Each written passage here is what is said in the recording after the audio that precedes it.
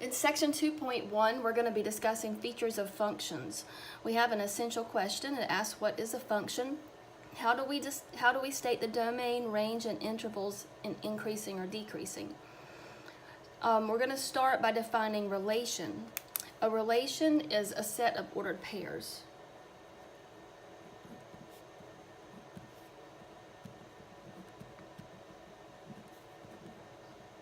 As an example, you might have a set of ordered pairs, maybe 3, 2, maybe 1, 5, maybe 7, 0.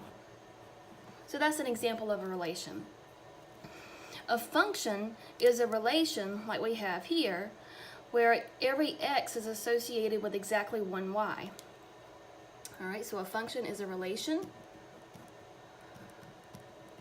in which each x is associated with exactly one y.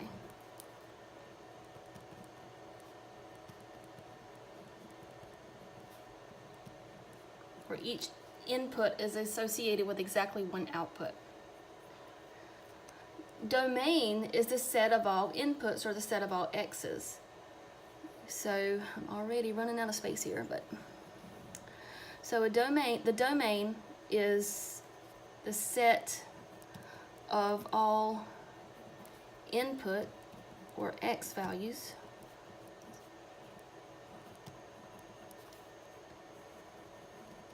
and the range is the set of all outputs or y values.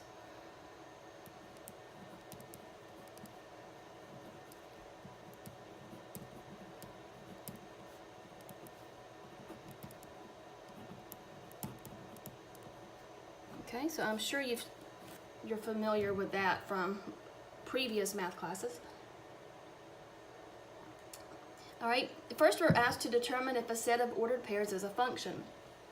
So in example 1, we are asked, what are the domain and range of the relation? Okay, so the domain is the set of all x's.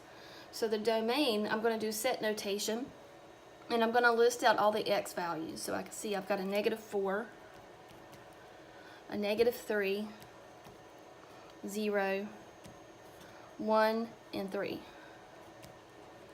So that's all I have to say. For the range, I'm going to do set notation again, and I'm going to list all the y values. So the range would be 0, 1, -2, +2, and 3. Is this a function? If it's a function, that means that each x here is associated with exactly one y value. So I can see that -4 only appears one time and it's associated with 0. -3, it only appeared as an x one time and it was associated with 1. So unless you've got an x that's appearing more than one time, then each x is associated with exactly one y. So in this situation, we do have a function, so we can say yes.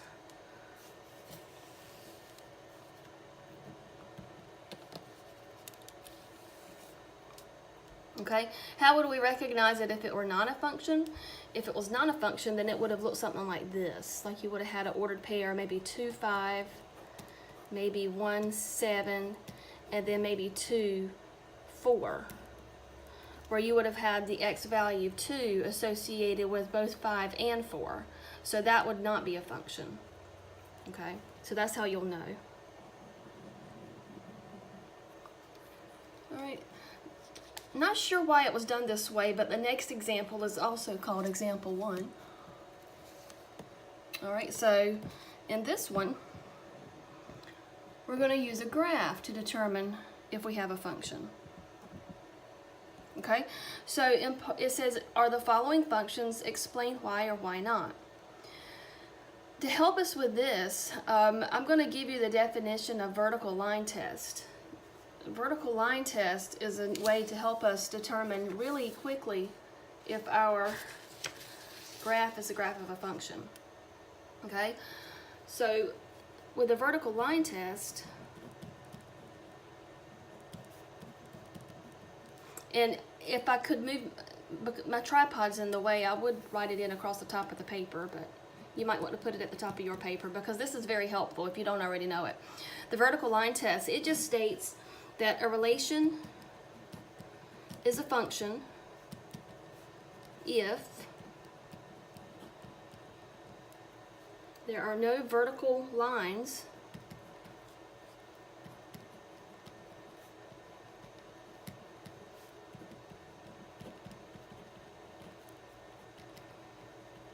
that intersect the graph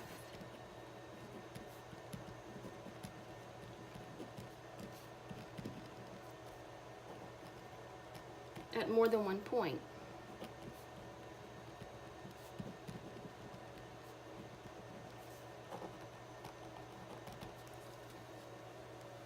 Okay.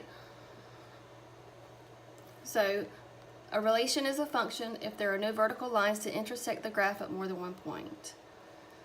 So if we look at part A in example 1, if I just take a vertical line and put it in any place I want in this graph, if I put it, this is kind of a big one, but if I put a vertical line right here, I can see that I'm touching the graph in two places. I'm touching it here and I'm touching it here. So it cannot be a function. In part B, so A would be no. And I'm just going to say, there's two ways you could answer this. You could say that x equal, let's say, -2, which is where we were. X equal -2 has two y values associated with it. Or you could also say that it fails the vertical line test. I want to say it fails vertical line test. In part B, if I do a vertical line in part B, so I'm just going to put it in different places. If I put it here, it touches the graph in one place. If I put it over here, it only touches in one place. If I put it over here, it only touches in one place. Regardless of where I put my vertical line, it will never touch that curve in more than one place. So B is a function, and it's also because every x is associated with exactly one y. So part B, we're going to say yes, and I'm going to say that it passes the vertical line test.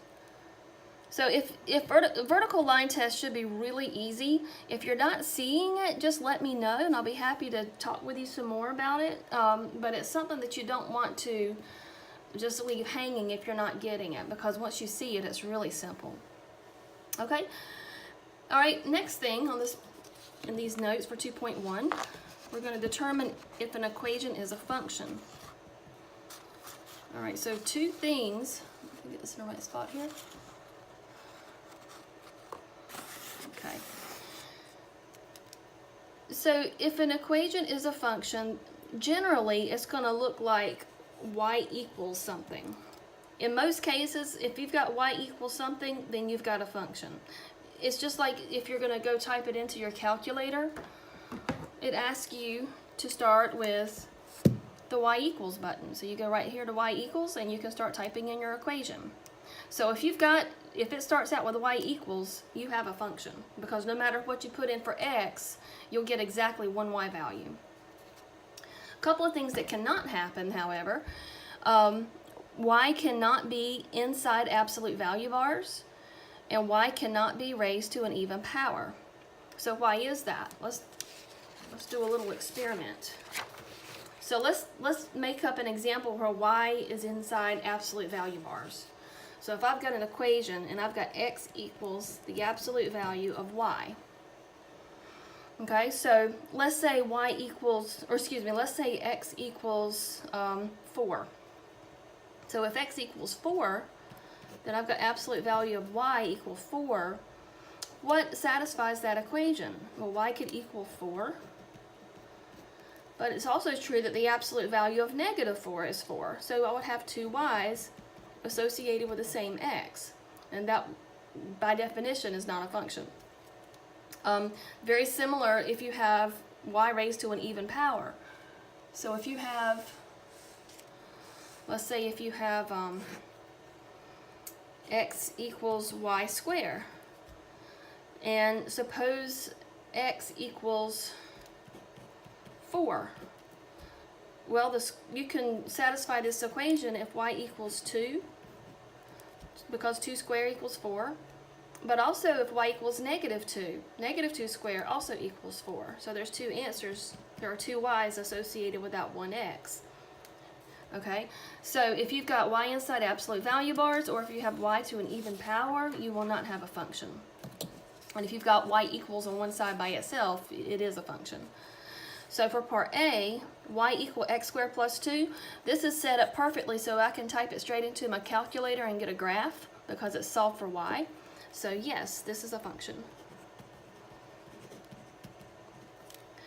Part B, x equals, I've got to get my glasses, I think that says square. Yeah, x equal y squared minus 3y. Okay, so this time it's not solved for y, so I can't type it into my calculator like this. And I also notice that y is raised to an even power, so that is a problem right here. So this is not a function because y cannot be raised to an even power. Part C, y equals 3 to the x. Okay, well that one's set up for me. It's y equals, I could go right straight to my calculator and start typing it in if I wanted to. And then if I did that, I'll type in 3 to the x power. I could graph it. It's not a perfect window there. I'm going to adjust that. No.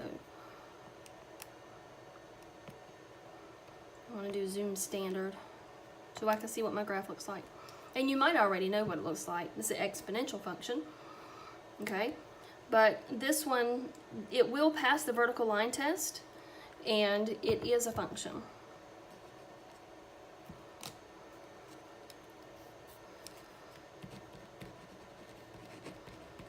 Okay, so that's how those questions work.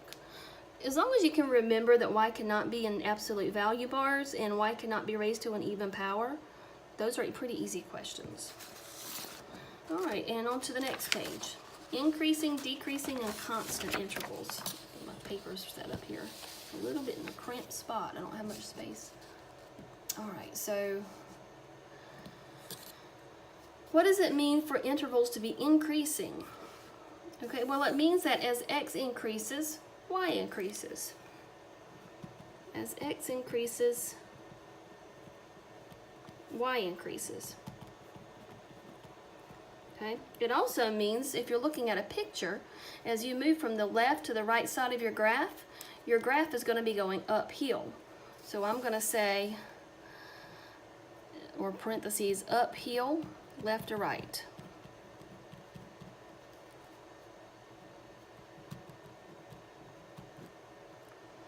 Okay. For intervals that are decreasing, this time as x increases, y decreases. Okay, so that means the graph is gonna go, as you move from the left to the right of your graph, you're gonna have something going downhill, like you see in this one. So this is downhill from left to right.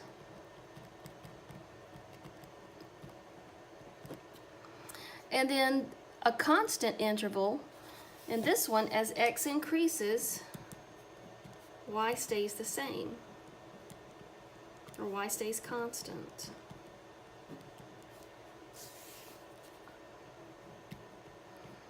So this time, it's going to be the graph is just going to be a flat surface.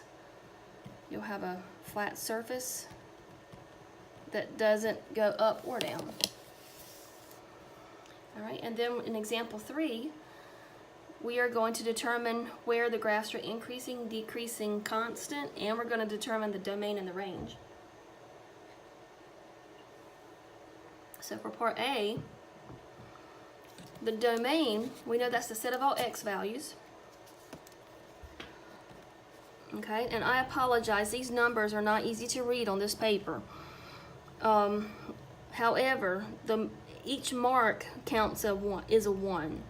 So well, if we start counting spaces, everything is measured off in units of 1. Before I do this, it's very important to look carefully at my graph.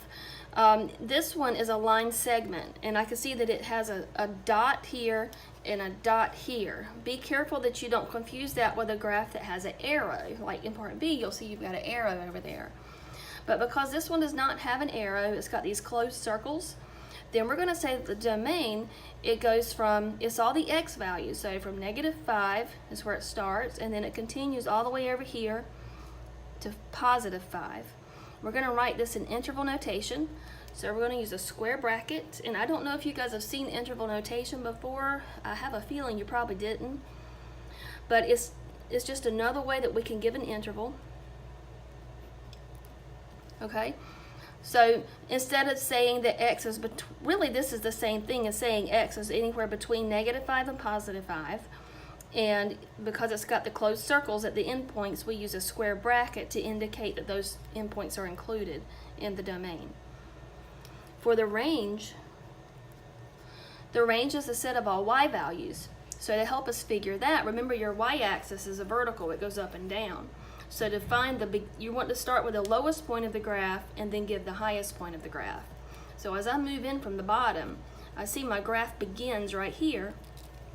And at this point, the y value is going through y equals 0 because it's at the origin. So the range begins at y equals 0, and it continues until we get all the way up here, and this y value is 10. So 0 to 10. And we use square brackets because the endpoints are closed circles.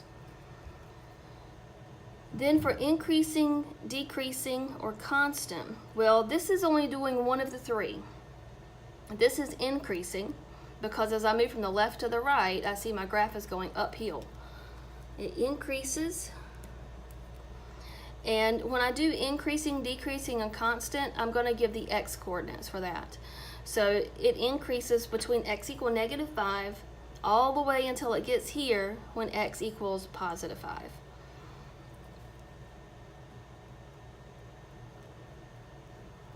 Okay. And I use parentheses here. Some textbooks have you use a square bracket for increasing and decreasing, but I'm going to have to look into what our curriculum specifically asks on that problem. But for right now, I'm going to say it increases just from -5 to +5. It does not decrease, and it is not constant anywhere. All right, part B.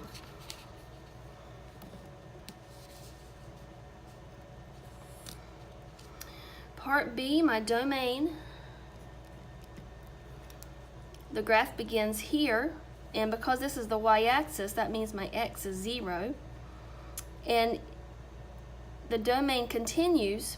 Remember, you're looking at the x value, so it starts from 0, and it continues, and that arrow indicates that it's not going to stop. It's going to continue. Now, it is going down pretty fast, but as it goes fast, it still spreads out. So it's going to continue all the way out forever, and we call that positive infinity. So the domain begins at 0 on the x, and it continues to positive infinity. The range, the y values. So again, when I do range, I start at my lowest point possible. Because this has an arrow, then that means that there is no lowest point. It goes all the way down to negative infinity. So when I give my range, my lowest point possible is negative infinity. And it continues all the way up until it gets to this point. And if I look at my paper very carefully, 1, 2, 3, 4, 5, I can see that that happens when y equals 5. So I'm going to put 5 in a square bracket. So my range is negative infinity to +5. Now, does this graph increase? Does it decrease? Is it constant? This one decreases because left or right is going downhill. This one decreases, and I give the x values for the intervals over which this graph decreases. So it decreases beginning here when x is 0. and it continues to decrease over the entire domain all the way out to positive infinity.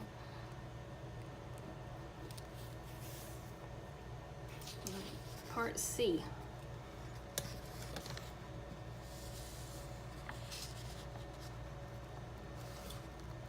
No, I need to do that. Okay, part C.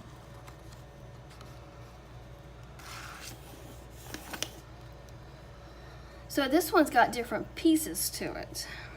So we need to do domain first. That's all possible x values. So I'm going to look at each piece individually. And then as I do each piece, I'm going to connect it with a union symbol. So I'm going to do the domain for this piece. That x value is -10, and it goes all the way up to x equals 0.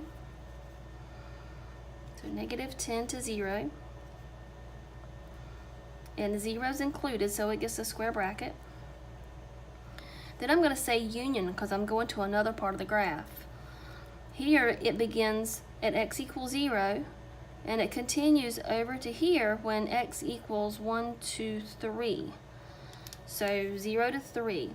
This time you'll notice you have open circles here and here, so that means that instead of using a square bracket, we need to use round parentheses. So 0 to positive 3. Union. And then it starts again here at x equal positive 3 with a closed circle, so square bracket 3, comma, and it continues all the way up here until x equals positive 10. All right, so that's what the domain looks like piece by piece. However, if we look at what we've written, or if you go back and look at the graph, are there any numbers that are getting left out of our domain? It goes all the way up to 0, and then it goes from 0 to 3, and then it goes from 3 to 10. There's nothing that's getting left out of this. The closed circle here indicates it includes that point, and then the open circle indicates it picks up at the same value, and then it continues on. So because there are no gaps in my graph, and I have open circle, closed, I have a closed circle every time it changes, then I can just put this all together in one interval, and I can just say that it's from -10 all the way to positive 10. So this is like the simplified way of saying what I wrote above. Okay, what's the range on this? So for the range, lowest point on my entire graph is right here, and that's when y equals 1, 2, 3, -4. I'll use a square bracket because it's got a closed circle. So -4, and then all the way up to the highest point, that occurs here at 1, 2, 3, 4, 5, 6, 7. And because it's got that open circle, I need to use round parentheses. All right, and then we've got increasing, decreasing, constant. So we've got a couple of things to add here, and I am getting tight on space, so I'm going to kind of come over here a little bit. So increasing, it increases between here and here, because that's when the graph, as I go from the left to the right, that's when the graph is going uphill. So it's increasing between x equals 0 and x equal 3. All right, so x is 0 here, x is 3 here. And I use round parentheses because I have open circles. It decreases on this piece and this piece because that's when it's going downhill. It decreases when between x equal -10 and x equals 0. And I'm going to say -10 to 0 here. Union, it decreases again over here to here, so that goes from 3 on the x to 10 on the x. 3 to 10. Okay, so that's all for part C there, and I'm going to have to go to another sheet of paper to answer the remaining pieces of it. So if I go to part D, answer the same questions.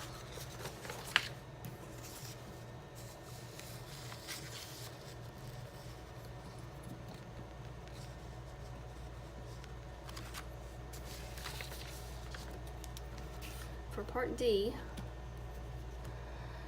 the domain this time, it goes from here to here. So I give all the x's from here to here. All right, this one has also counted by ones, and I can see -10, and then this is at -11. So the domain, it goes from square bracket -11 all the way up to here where x equals 9. Also square bracket. The range, the lowest point on the graph occurs at this point. And looking very carefully, I can see that I've got 3, 4, 5, 6, 7. It looks like -7 is the lowest y value. And then the highest y value occurs at 1, 2, 3, 4. So my range is square bracket -7 to +4 square bracket. Okay, now we can do the increasing and the decreasing. All right, so increasing. I can see that the graph, as I move from the left to the right, the graph begins to go uphill from here to here.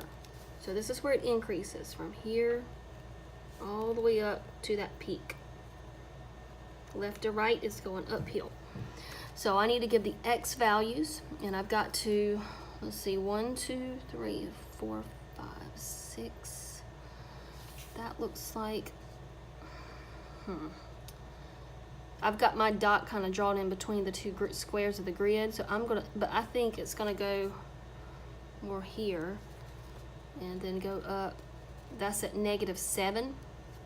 So I'm gonna say it increases from parentheses -7 up to the peak, and the x value here, 1, 2, 3, 4. Looks like 4. Looks like it increases from -7 to 4. And this is kind of a weird coincidence that these came out to be the same numbers. Remember, the range is the y values. So the range went from -7 on the y-axis to +4 on the y-axis. And then that same interval, the x values, went from -7 on the x to +4 on the y. So that's, they should not, they don't expect these to be the same numbers here. It's just so happened that they were. Okay, now the graph is decreasing in 2 separate intervals. Got another color, I hope it shows up for you. The graph decreases here, and then again over here. That's when it's going down from left to right. So it's decreasing. This would be, you're doing x values, so that's -11 on x. And then this is, let's see, -7. And it decreases again, so I'm going to say union. It decreases from here where x equals 1, 2, 3, 4, parentheses 4, and then over here x is 9, 4 to 9, parentheses.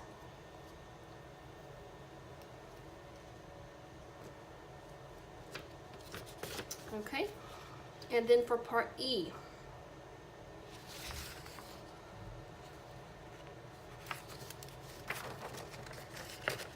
I hope you're doing this on a separate sheet of paper because there is not enough space on this sheet that you have. Part E. Is that showing it for you?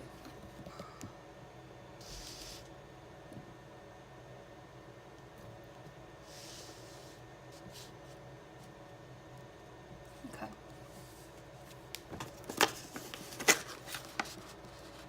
Next video, I'm going to give myself more space to work. Okay, part E. Oh, shoot. Okay.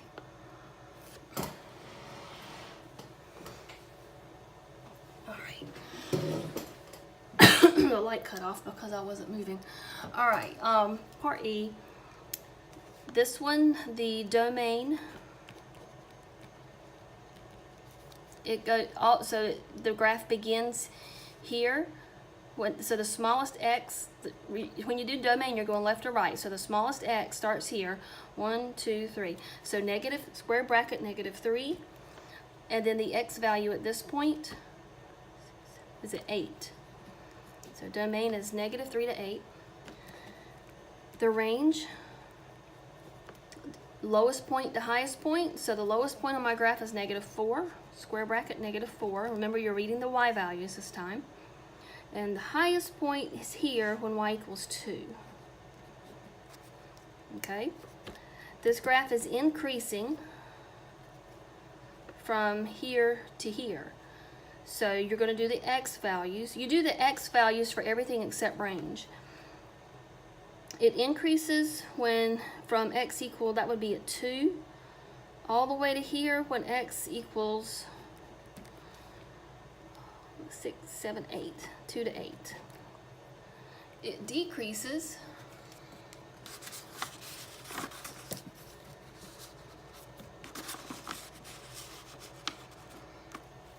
my graph decreases. It goes downhill from here to here.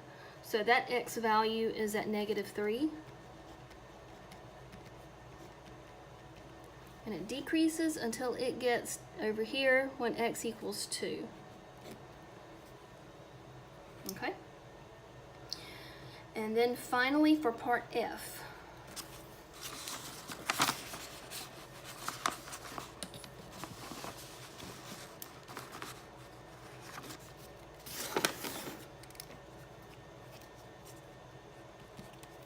This one, my domain, left to right, the graph begins here when x equals -4. And it continues to here when x equals +5. The range is going to be my lowest point to my highest point, reading my y values. So the y coordinate for my lowest point here is at 1.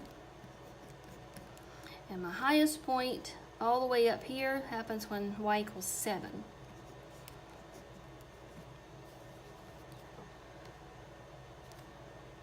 All right, where is my graph increasing? Well, as I move from left to right, I can see that it's going uphill between here and here. So it's increasing from -2 up to here when x equals 0.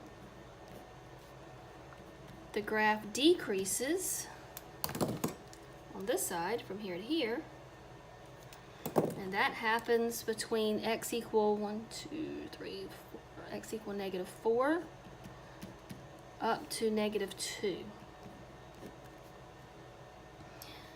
This one has a constant interval because you can see an area where the graph is flat. It's not going up or down. And that's happening from here to here. So it's constant, and you give the x coordinates. X is 0, and over here, x is 5. 0 to 5.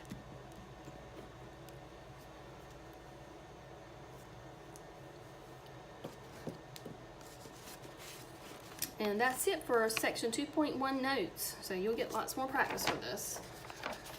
All right, if you stayed with me all the way through, thank you.